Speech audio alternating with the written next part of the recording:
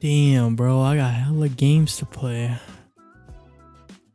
What should I play today? What am I feeling? Tekken? Nah. Grand Blue? This is a pretty fun game. Final Fantasy? Shit.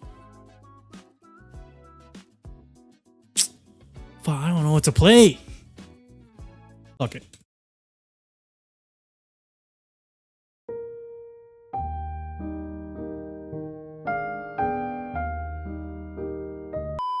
Gaming backlog. A term used to describe a collection of games that a player owns but is yet to finish or start. If you have one of these, you know that like with any other backlog, these games will most definitely not get played anytime soon. It's a pretty bad habit that many people make, where they buy a game, maybe on sale or something, and say, I'll play this later. I'm for sure guilty of this, thus creating a backlog.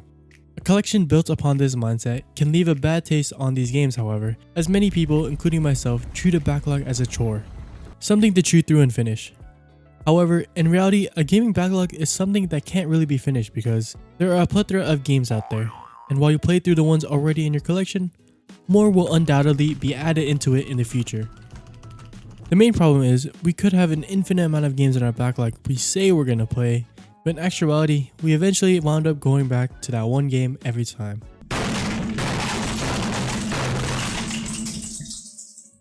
Well, I'm here to solve that. So how does the backlog even start?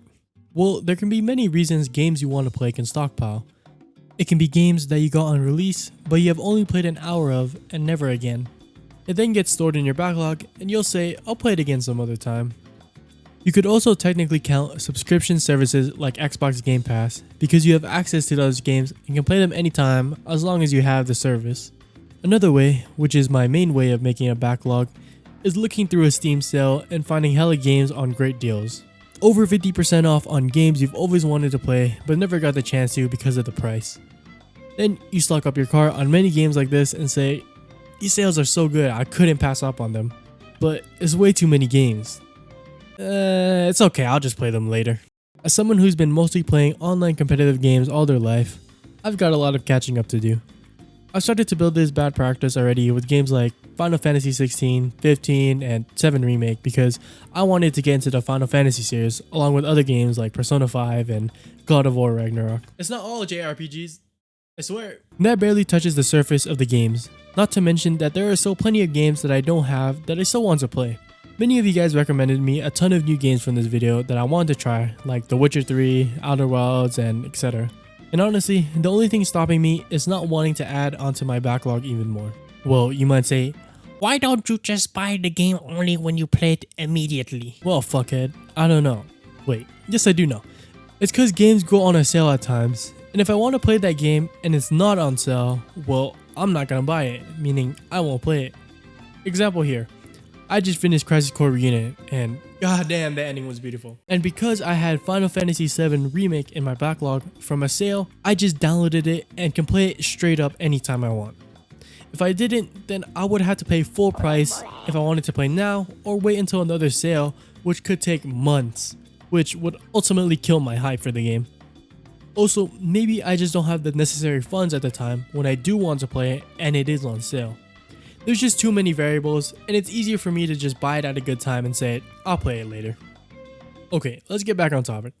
Recently, I have chewed through one of the games in my backlog, Nier Replicant, and that took me 60 hours long.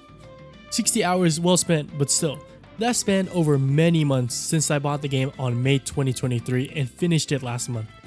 So let's analyze what's gone wrong so far, and what I will fix to complete my gaming backlog. By complete, I just mean at least getting through the games I have so far on it, since I know I will add on to it later in the future. So let's see what might be the cause of this blockage. I'm gonna address the biggest problem I have with solo games in general. I just don't play them. Okay, wait, let me explain myself. Let me give you a timeline of one of the latest games I've finished. May 12th, 2023, buy Nier Replicant. May 12th to 14th, play Nier Replicant. May 22, play again. June 30th, more than a whole month later, finish half of Route A. Mind you, this game has 5 routes. The other's shorter, but still, you get what I'm saying. I'm going at a really slow pace here. September 23rd to 24th, Oh wow. December 18th. Damn! December 24th to 29th. And finally, January 5th through 10th. I beat the game fully. That game took me September, October, November, 9 months to complete. And no, it's not like I didn't have time to play. I just didn't. It's not like I hated the game as well. I actually fucking love this game, and I believe it has one of the best narratives in a game I've seen. Yet, I could not bring myself to finish the game in a couple of sittings in a timely manner. Now, there could be many reasons for this. Maybe other games interested me more. I did play some Elden Ring, but not a crazy amount. Maybe I have commitment issues. Okay, let me tell you the reason I think it is. I don't want stories to progress. Yes, that's a weird thought, I know, but hear me out. Nier is a game filled with despair and sadness, as with most Yoko Taro games, and at many points throughout the game, I know shit was gonna hit the fan and I was gonna be sad. So to protect myself, I just don't progress the story. I go spin around, waste time, do side quests like fucking fishing for no reason, and the worst of them all, just don't play. Can't advance the story if I don't play, right? This is not exclusive to games itself, but many stories in multitudes of media forms. It's pretty bad with some anime, as I indefinitely have many shows on pause cause of this mindset. Like usually, when you binge a show and you see a hype moment or a plot twist of some kind, you instantly click next episode to see what happens. But for me, I'm quite the opposite. I ponder on it a little too much, to the point where I don't even watch the next episode, and after much time, that episode just never gets watched. Maybe this issue stems from my procrastination issues, but it's much different with media, as there is never a time I feel pressure to finish. So it's an infinite loop of, yeah, I'll for sure play or watch it later, just not now. Post-end credits depression hits hard, and if I want to finish these games, I'm just gonna have to go through it. End credits can be sad, but they are a beautiful thing as well. An accumulation of the time you spent on this game, the story, and its characters. You shouldn't be sad to see it go away, but rather happy that you were able to experience it. I'm gonna take this mindset and apply it to the rest of the games I play to avoid this issue in the future, and I think I'll be able to not procrastinate on my games because of this. Alright, problem 2. I think I'm looking at this wrong. Giving this collection of games the name of a backlog gives a negative connotation that's akin to chores. Something that I have to complete and dread the thought of because it's just way too long. I think this is a mindset many people have about long forms of media. For example, One Piece. Many people see the sheer amount of episodes in One Piece and are intimidated by that fact.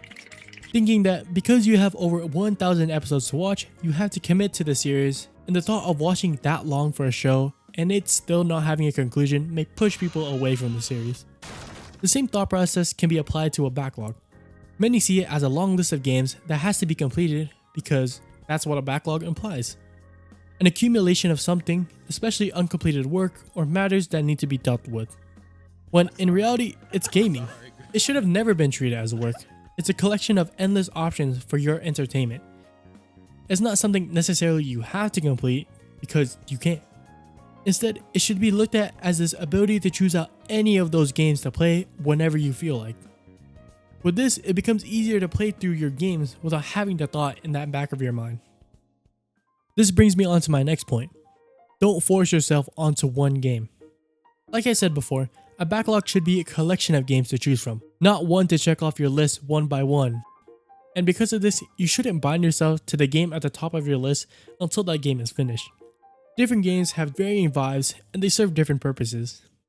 For example, if I come home tired as shit, wanting to wind down and relax, I'm not gonna throw on a Souls game or even a competitive game when I feel like this.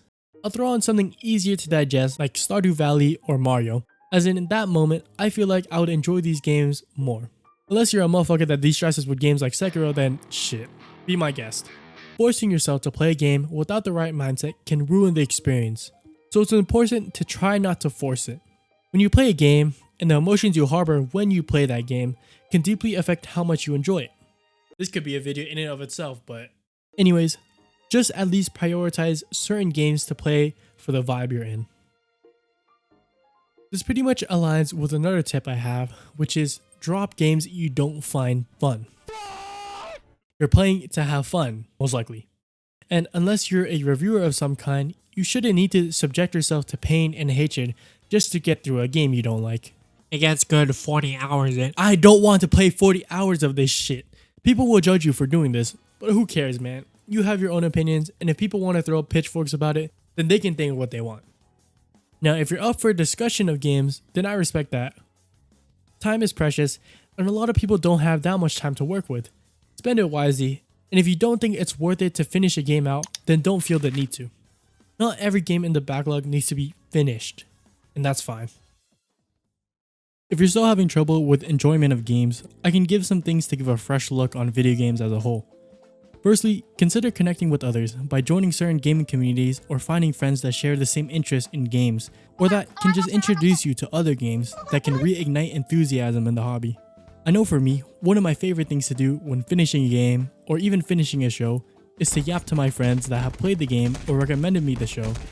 And it's just super fun to geek out on and bring so much more life into something you're passionate about, and I think it makes it more enjoyable than just consuming the media by yourself. I know most of the talk is going to be about new games coming out this year, but there are still people out there that may love the game you're playing. There are passionate niche communities for games that have long passed their time, and I definitely think it's something you should check out. And that's pretty much it.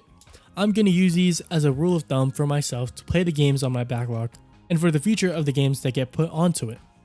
Although my backlog is relatively smaller in comparison to most people, I think this type of logic can still apply to many people in a similar situation to mine. The backlog can feel daunting, but it doesn't have to be.